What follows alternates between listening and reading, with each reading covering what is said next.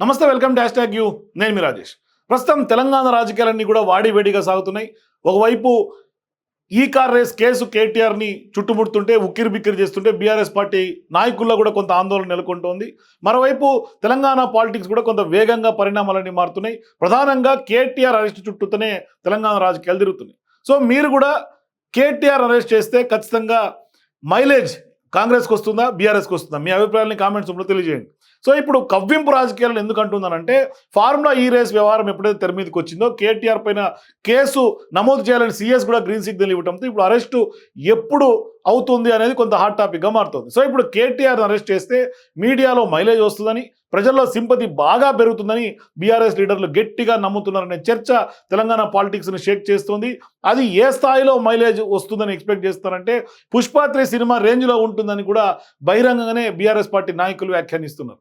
So ఇప్పుడు కేటీఆర్ కూడా ప్రభుత్వాన్ని కవ్విస్తుండడం కొంత కొసమెరుపుగా చెప్పాలి. ఫార్ములా ఈ రేస్ కేసులో తానే డబ్బులు ఇవ్వమన్నానని మీడియా ముందే ఒప్పుకున్నారు కేటీఆర్. ఇస్తే తప్పేంటి అని అంటున్నారు. అట్లాగే హెచ్ఎండిఏ ఓ స్వయం ప్రతిపత్తి గల సంస్థ, దానికి క్యాబినెట్ అప్రూవల్ అవసరం లేదంటూ కూడా సుదీర్ఘ వివరణ ఇచ్చారు కేటీఆర్. గతం నుంచి కూడా ఆయన స్టాండ్లో ఎటువంటి మార్పు లేదు, ఆయన స్టాండ్ అదే కొనసాగుతుంది.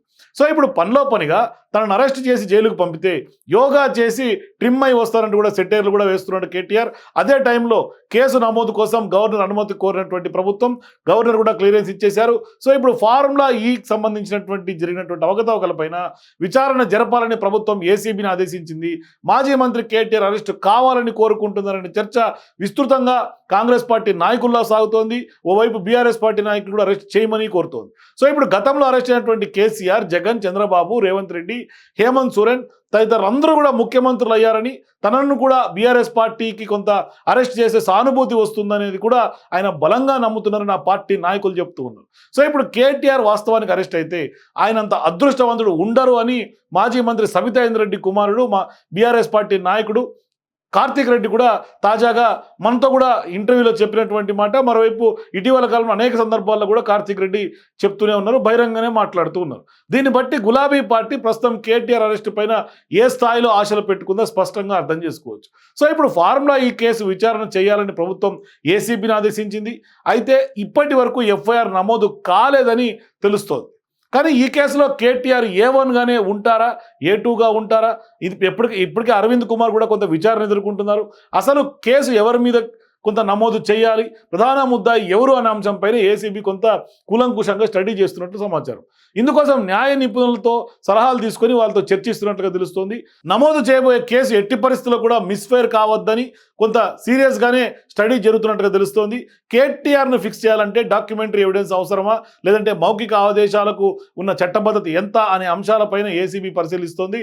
అయితే ఒకవేళ కేసు నమోదు చేసినా ఇప్పుడే నోటీసులు ఇచ్చి విచారణకు పిలుస్తారా, లేదంటే కూడా కొంత తాత్సారం చేసే అవకాశం ఉందా అన్నది మాత్రం అంతు చిక్కనటువంటి ప్రశ్నలు. సో మొత్తం మీద చూస్తే ఈ కార్ రేస్ వ్యవహారంలో కేటీఆర్ అరెస్ట్ అవ్వడం ఖాయం. అయితే ఇట్లాంటి సందర్భాల్లో ప్రస్తుతం బీఆర్ఎస్ పార్టీ కొంత మైలేజ్ గేమ్ ఆడుతోంది. కాంగ్రెస్ పార్టీ నాయకుల్ని, కాంగ్రెస్ పార్టీ ప్రభుత్వాన్ని కవ్వింపు చర్యలకి కొంత పాల్పడుతుందని మాత్రం స్పష్టంగా చెప్పుకోవచ్చు.